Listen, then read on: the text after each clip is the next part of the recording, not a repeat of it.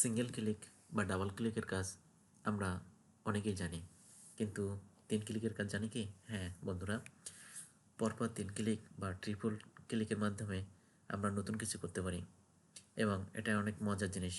চলুন দেখে নেওয়া যাক 3 ক্লিকে কি কাজ হয়। Welcome welcome to white street, an easy way to success.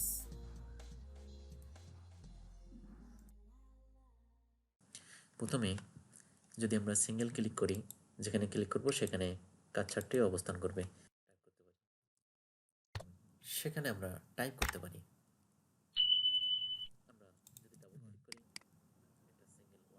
Double ক্লিকে একটি ওয়ার্ড সিলেক্ট হচ্ছে, ট্রিপল ক্লিকে একটা সেন্টেন্স সিলেক্ট হচ্ছে, ট্রিপল ক্লিকে একটা প্যারাগ্রাফ সিলেক্ট হলো। তাহলে আমরা জানতে পারলাম পরপর 3টা ক্লিকে একটা প্যারাগ্রাফ সিলেক্ট হয় এবং একটা সেন্টেন্সও সিলেক্ট হয়। কিন্তু যদি আমরা ডাবল ক্লিক দিই তাহলে শুধুমাত্র একটা ওয়ার্ড সিলেক্ট হবে।